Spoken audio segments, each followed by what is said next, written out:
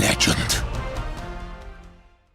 Hey guys, and welcome back to another interview. And there have been so many tournaments this week that I'm going to cover. And the second one that we're going to cover is the Mastering Runeterra, the EU side of things, and none other than the winner, Gouda ddy. How are you doing, my friend? I'm doing great. Thank you for having me. And it is a pleasure because you have been making some noise in the community on ladder in tournaments. So I'm grateful we get to interview you, know a little bit about yourself. Speaking of which, what are you doing when you are not playing LOR? What are you doing in your real life? Well, when I'm not playing LOR, I'm playing LOR because it's the only thing I'm doing in my life. How comes? Well, I just decided to do LOR 24/7 and try to uh, become a pro LOR competitor, I guess. Oh, So I'm done with college. I'm done with all of that stuff, and I'm trying to give all of my time to LOR. interesting. Well, do you have any competitive card game background before coming into LOR?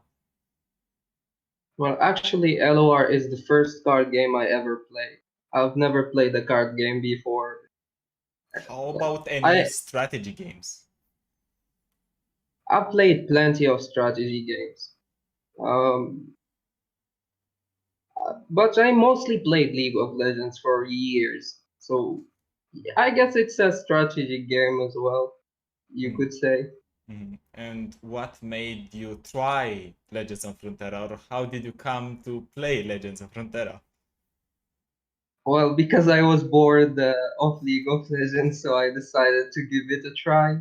And since I liked playing TFT a lot, I was like, it's not too different from it. I might enjoy it. So I gave it a try and I loved the game. I still love the game. That's why I'm playing it all day long. If I'm not playing it, I'm watching it. So yes. Why do you love the game so much? Well, it's just so fun, honestly. And it's mainly because you can play and you can do your thing. So after coming from League of Legends, I'm not too much. I'm not a big fan of team games like League of Legends. You play as a team and or Valorant or that stuff. So I just love the fact that you can just play the game, focus on yourself, focus on what you're doing and your opponent, and you can just have fun. That's basically why I love it so much. Win or lose, it's always on you. Yeah, it's always your fault or you're unlucky. You are lucky. By the way, how did you come up with your nickname? Where did Gouda ddy come from? Well, at first it started with just Gouda. Like, there is a character in anime, it's called Gouda ddy, and so I just borrowed the name because I thought the character was cool. It's a Giga Chat character, so I just picked it, and the double DY came after, just to add the funny touch to the name. Very, very nice. But let's dive into the actual decks because you won the Mastering Runeterra Open on the EU side. And first and foremost, a deck that is very dear to my heart, none other than Yordle Burn, Poppy Ziggs. And we see this deck so prevalent on ladder in tournaments. So why did you decide to bring it to the tournament? Well, I chose this deck mostly because it's consistent against most the stuff on the meta right now, and it's weak to it's only I mean it's weak to Sion, it's weak to Lee Sin, but you can sneak a win against Lee Sin, and my strategy was to ban Sion, so that's why I chose it. It's consistent and it fits in the strategy I chose while building the lineup. Oh, right. I actually interviewed someone that tried Ziggs Poppy themselves, I feel like, and they actually mentioned one change they would do is the one that I'm seeing in your deck, going 2-2 for lecturing Yordle and Tenor of Terror. Why did you go for the 2-2 split?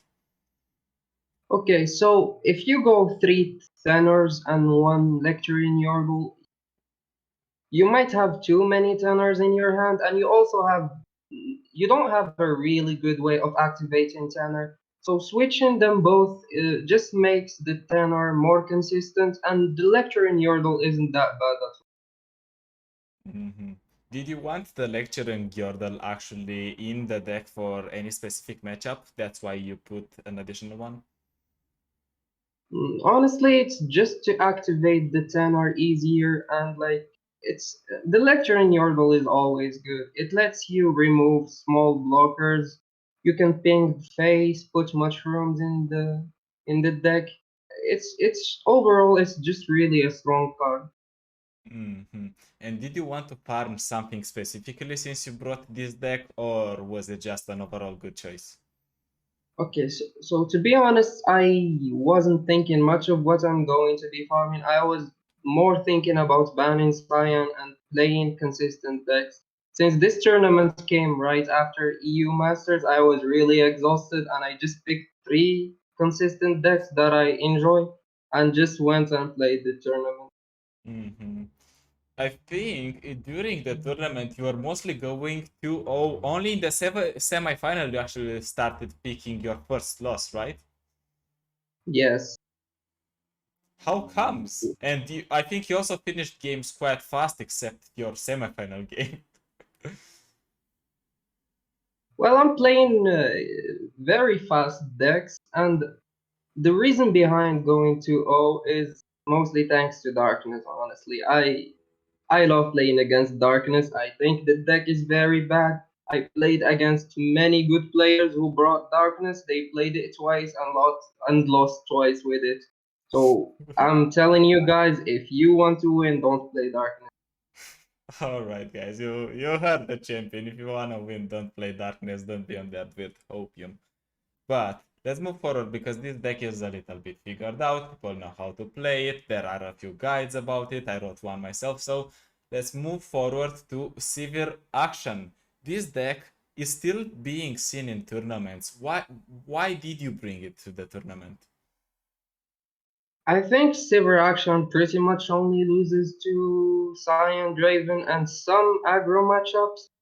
So like it's always gonna be a good deck. It's good into darkness, into it's slightly favored against Lee Sin, maybe more than slightly favored. It's just another consistent deck that fits in the lineup and wants Cyan to be banned. So yeah, and it's still pretty good honestly, even after the nerfs.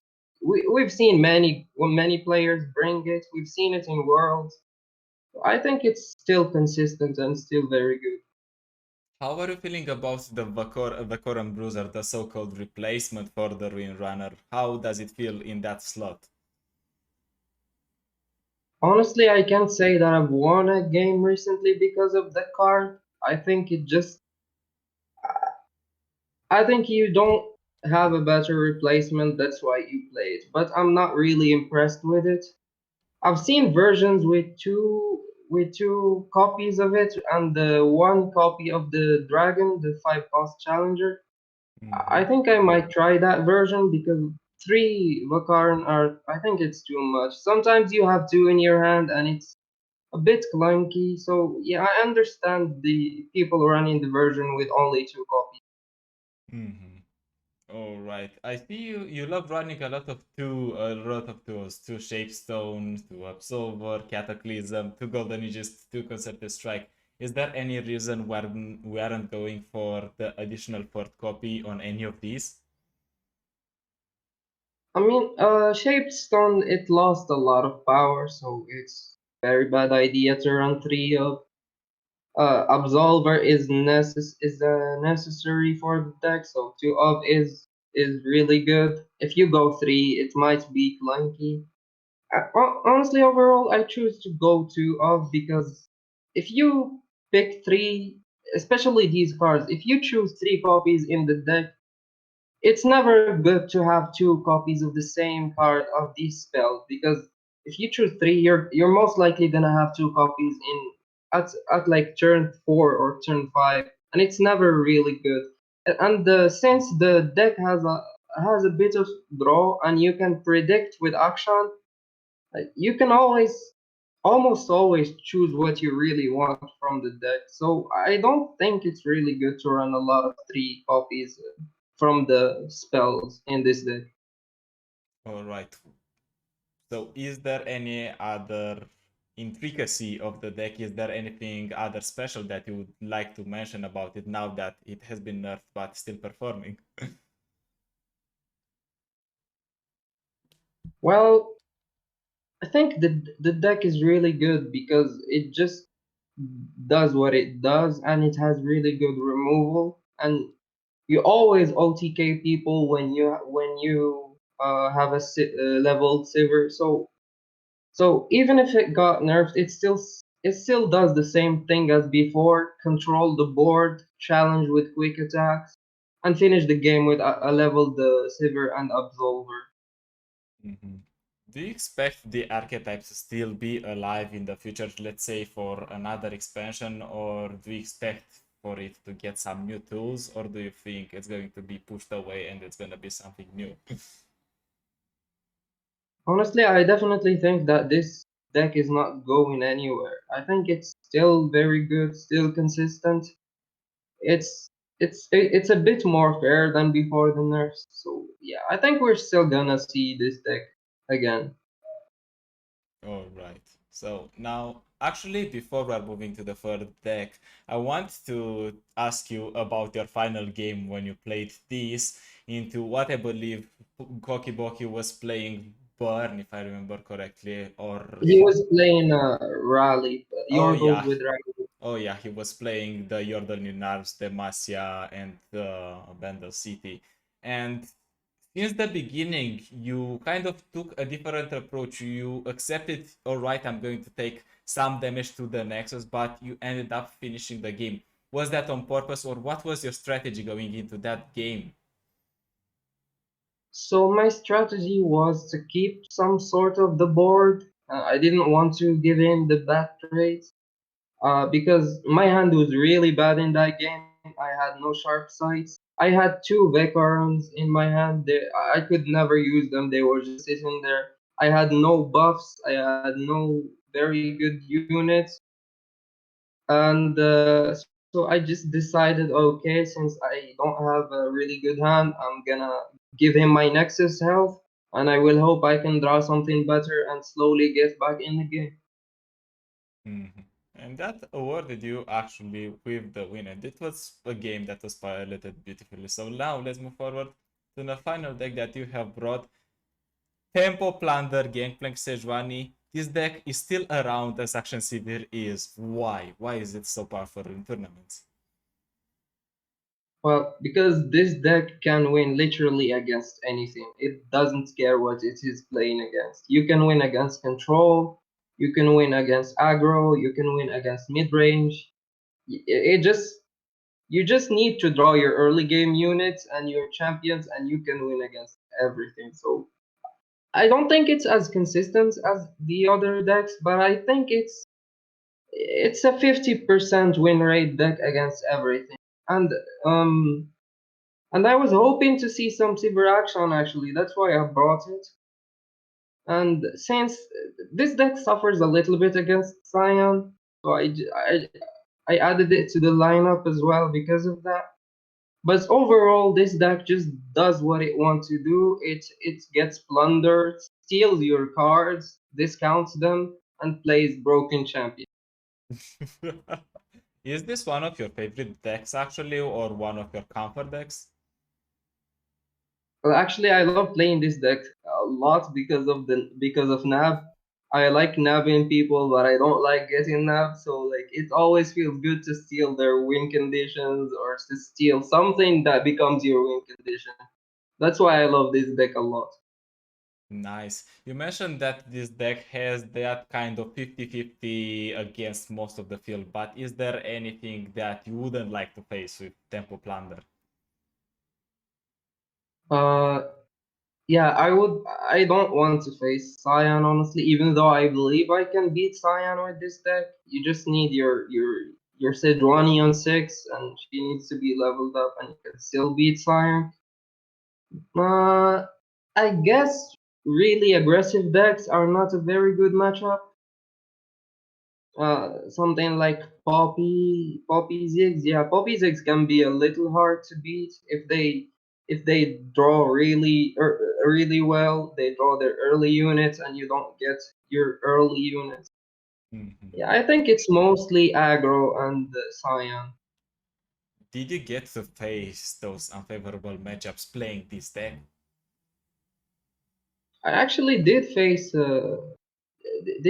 Pink City, I believe. I don't think Pink City is aggro. It's kinda. I don't know what people have been struggling to name the deck and to fit it in a category. But it was the most aggressive deck that I faced, and I did actually pretty well against it. I finished the game with 17 health, so I guess it's not so bad. Did you face it before so you can tell that it's for sure a favorable matchup? Um, I think it's slightly favored because I think that Pink City is not very good anymore. Now that people know what the deck plays, they know about the double up. They know that the deck is gonna burn you down, so you have to save your HP, and you can take bad trades and stuff. I think it's slightly favored just because the GP Sedge is a better deck. Alright, and now back to the entire lineup because we brought Akshan Sivir, we brought this in terms of Tempo Plunder, and we brought Yordle Burn.